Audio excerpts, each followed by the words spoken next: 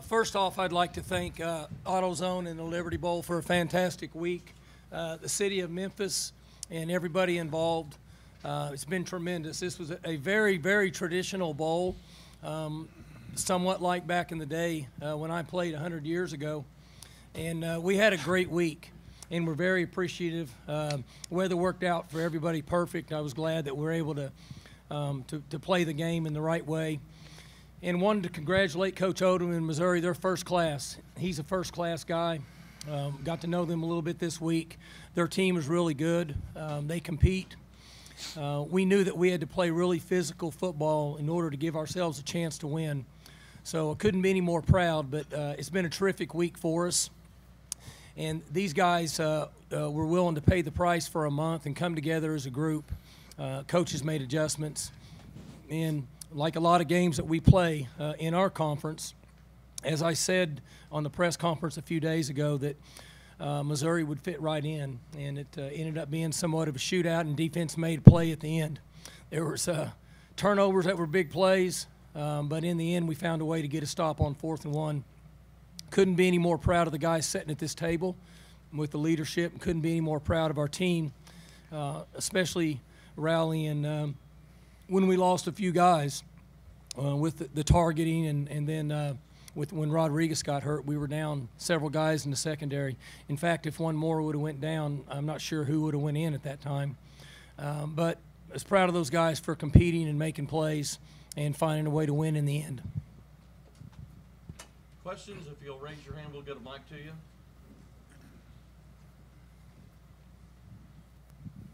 Hi, Mike. Darren Miner from Payne Media Group.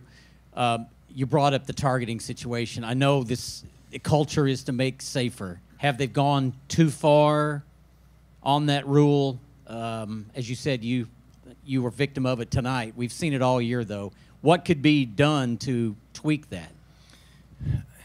I think the correct calls were made based on the rule. We know what the rule is. Our guys were really wired up to play physical football. We knew that we had to play physical. So we have to do a better job of coaching them, of staying below the chest. I think the rule needs to stay intact because ultimately we want the game to become safer. It's a violent game as it is. It's a tough man's game. So when we can stay from the chest down, it'll make it better. I hate to see players go out, but I think in the end that's the only way we're ever going to control it. So we have to do a better job of coaching them and drilling them when they get in that situation to keep the hits below the chest. Taylor and Mike, can you guys just talk about offensively tonight? Taylor, it was kind of a roller coaster for the offense for you. What was that like? And then, Mike, just reflect on what Taylor did tonight, but then also just what he did throughout the season for you guys. Go ahead, Taylor. It all started up front with the offensive line.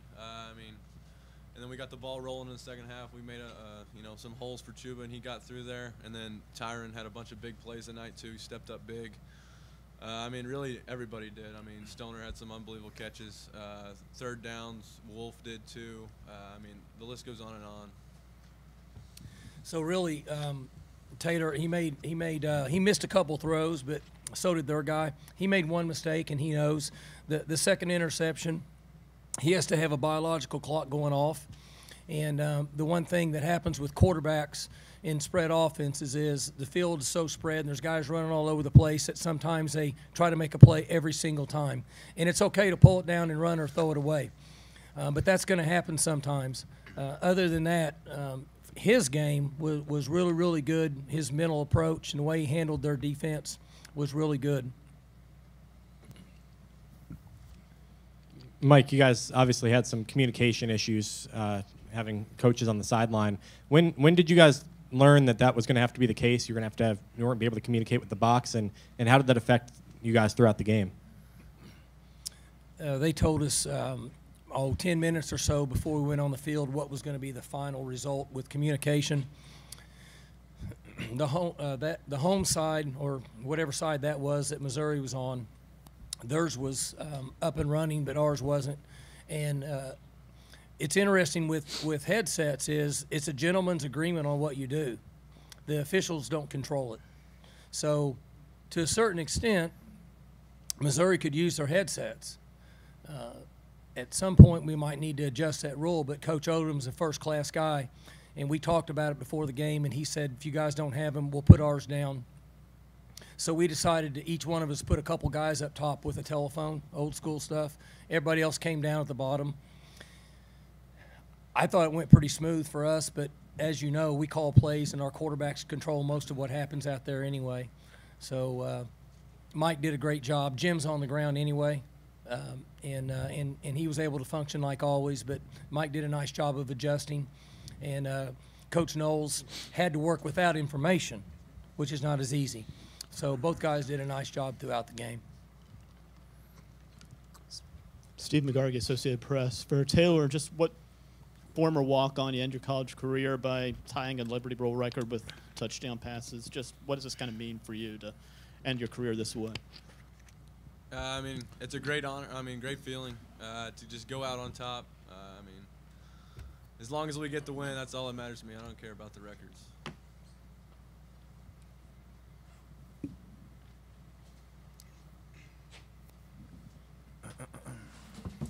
Good? Oh, go ahead. Right there. Hey, Mike, Go there's there and then here. there's a report out there that Mike Yursich is leaving. Can you tell us anything, whether that may be true or what details are out there? Nothing other than what we talked about yesterday. There's a lot out there at this time. There's a lot of coaches moving around, and so it would be unfair. And I'm going to say the same thing I said yesterday. There are a lot of schools that are interested in Mike. It's not anything different. It's been that way every year. And so at some point, he'll have to make a decision on his career. And as a follow-up from yesterday, we would love to keep him for a long time, but at some point he may move on. And I'm sure we'll know, well, I say in the next few days, but anything can happen. But at this point, nobody's told me that there's anything that's concrete. Mike, and then and Justin as well. Mike, on the fourth down play, it looked like one of the last things you were signaling to the guys was to watch out for Locke to pull it. And then Justin, if you could take us through what you guys were reading on that play and what you saw. Go ahead, Justin. So pretty much, you know, it was a great play ultimately by our young safety. Is that not working, that microphone? So yeah, ultimately it was a great play by our young safety, Kobe Peel. You know, at that type of moment during the game, you know, everybody's just trying to be disciplined and just make sure you got your eyes on your keys and things like that. So I think everybody, you know, was disciplined at that moment in time, and everybody played their role, and he came up with a big stop for us. You know, I have to go back and watch the film, but he made a great play.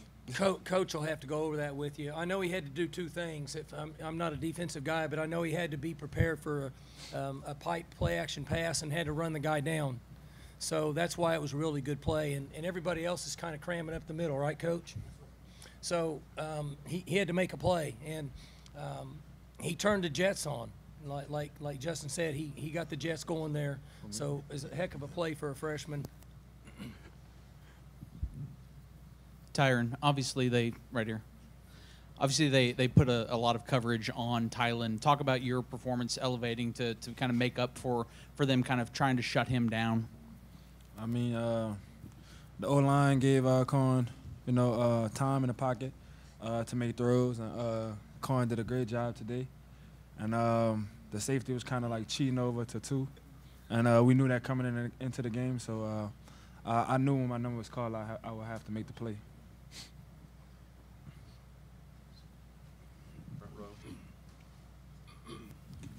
Tyron, it seems like you have some of your best games in the biggest games that you guys play. What is it about these big games that you kind of get up for, maybe more than some of the others?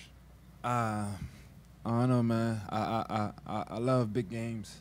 Like, I'm a high school coach. I always get on me, man. We'll play like homecoming game, and I'll be like, I won't play or something like that. And we come big time games, I come make plays, and it's just confidence in myself, confidence in my team. These guys, tremendous guys, great coach. Coach Gunny got us fired up for the game, and we was really fired up to play, and it was awesome, man. Just to play with my brothers and send the seniors out on a good note.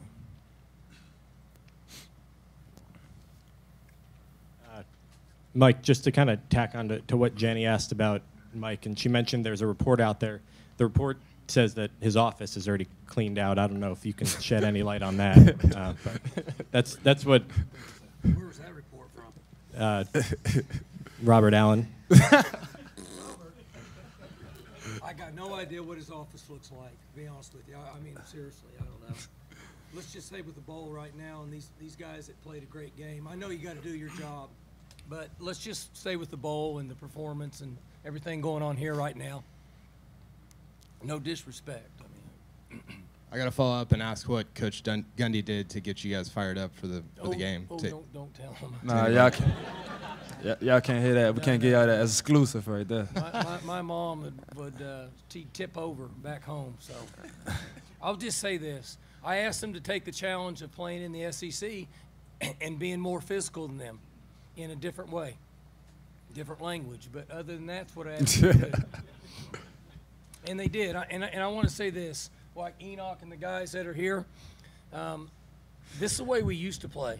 Tonight we played like we used to play in 07 and 08 and 09 when we were trying to establish Oklahoma State football, and we were physical, we competed. This is the way we used to play, and this is the way we have to get back to playing.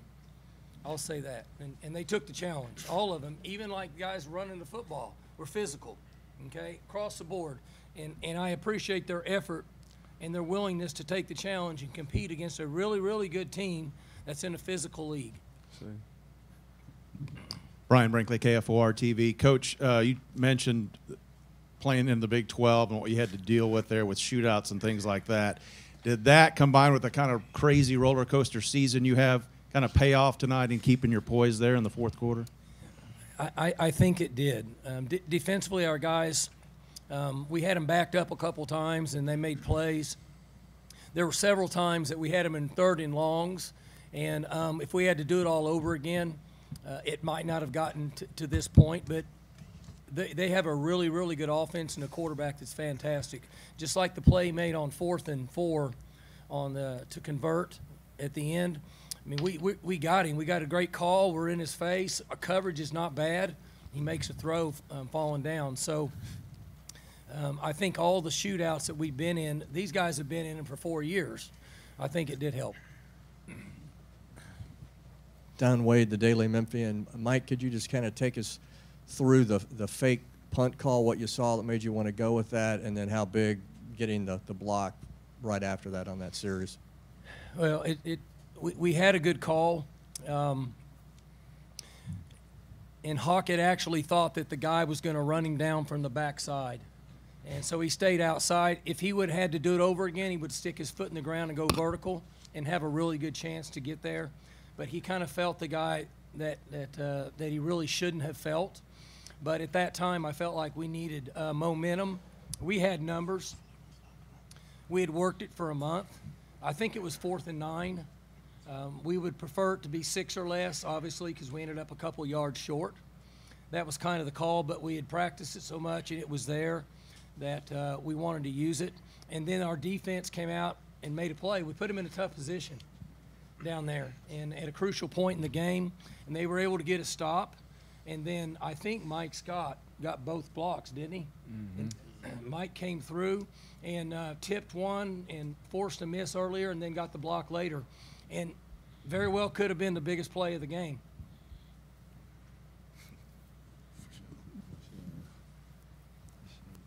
For Enoch or Justin, the last 3 bowl games you guys have played in, you've won all 3, and the defense has stepped up in all 3 of those. Can you kind of does that month of rest, how much does that help you guys on defense heading into a game like this after coming out of November in the Big 12? I'll let Justin answer because I've been a part of the last 2, so he can answer that, and then I'll go in. So yeah, first, our coaches and our staff, they do a great job of, taking care of our bodies and preparing us for the bowl week and the bowl game.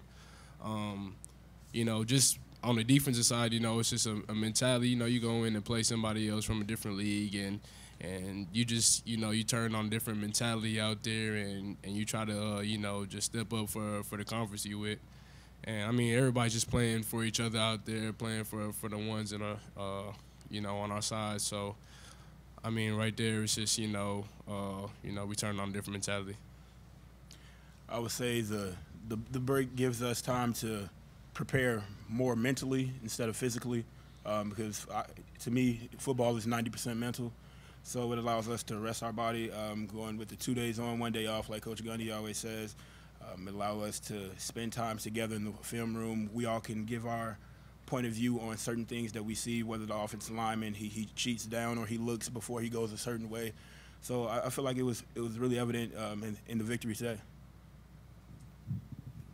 To Chuba and to Tyron, you guys obviously had some seniors on this offense that you could learn a lot from, but I'm curious from Taylor, a guy that took over that quarterback position, what do you take away from him most as you guys head into next year as a couple of the leaders on this offense? Taylor was very poised. You'll never see him get rattled in situations like big games, fourth quarter. He always keep his cool, and he a leader by example. So we follow him, and we win as far as he took us, and we got a bowl win. He got MVP. So it's great to have like leaders on your team that you can look up to and learn things from and pass it down. So keep passing it down, and it just established that culture Coach Gunny talks about. And every year you're gonna see a new leader because he learned from the people in front of him. Any other questions for the players? I think, everyone that interviews us at Oklahoma State knows that I love Corn, and, I always supported him, and, obviously he's got some hate and stuff, but I always supported him. He's a great guy on and off the field, and, I wish I could, back him up, say some stuff back to some of the people that were hating on him, but yeah, nah, I'm okay. I'll say that for when it's just us. But, yeah, he's awesome. I think everyone on the team knows that. And, I'm really lucky to be able to run behind him and block for him and stuff. So, yeah, he's an awesome guy. I'm really happy to have him as my QB. Give me a big hit. Any other questions for players? Don? Have it Don wait. Scott, what do you got, man? Oh. We'll come get you. There's so much focus on offense, not just your team, but your league and all that. How satisfying was it for you guys to make the defensive stand there at the end, even though Roundtree got big yards, he couldn't get the yards that were needed most at the end? It was very important for us to, not focus on what the offense did, because we knew that one play can be the difference in the game. So we went out there, we stayed focused. Some of us were tired, but we had to put that behind us because Coach Gundy preaches no fear, no fear, no frustration, no fatigue. And we went out there, put our hands in the dirt. They said hike. We had to do what we had to do to help our team come out victorious. And we know that everybody focuses on the offense, but we know Coach knows he talks about us having a singular focus and us doing what we need to do. The offense can do what they need to do, but ultimately, defense gets on the field, and they have to make a stop. And if the other team doesn't score, offense can make all the plays they want to, but defense, we're going to shine one way or another. That's good. Question on the far side. Chuba and Tyron, just to follow up on what you were talking about earlier. When you look around the locker room at the guys that are coming back and to finish with some momentum the way that you did, what kind of excitement do you feel about the group that you've got coming back? We're young, and, we had a lot of young players playing this year, so, it's a good feeling to end on a win, especially for the seniors, but, we know we got a lot to work on, and we know what we're capable of, so, yeah, it was awesome. Kind of what Chuba said. You always want to finish the season on a good note, with a win. Just establish that culture, establish a winning culture. So you don't want to leave going into next year with a loss. You want to leave with a win and build off it. And young guys stepping up next year, like myself, we gotta get ready in February. It's gonna start right back up. So winning a bowl game is a momentum going into next season always. Any other questions for coach or players? One more.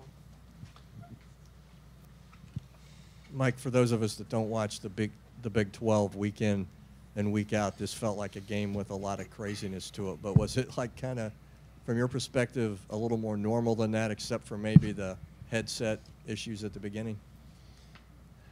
This was pretty normal for Big 12 play. As I said earlier, you need to watch more Big 12. That way you can decide who to cheer for, and then you'll have to start getting on heart medicine if you watch our teams play, if you pick out a team. But this is a, one team could be up by 12 or 14, and then you turn around 4 minutes later and they're behind. And the coordinators, offense coordinators in our league are fearless when it comes to throwing the ball down the field over and over and over and over. So defenses are in tough situations, unlike other leagues, in my opinion. And so quarterback plays fantastic, just like today.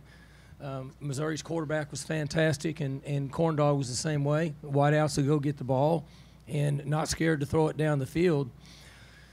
I'm going to guess if you started 8 or 10 years ago in the Liberty Bowl, you may have 3 or 4 deep balls thrown in the entire game, and we probably had 3 or 4 thrown in the first 6 minutes of the game today, and that's the difference with the play in our league, and even with other leagues now that are starting to lean toward doing the same thing the Big 12 does offensively.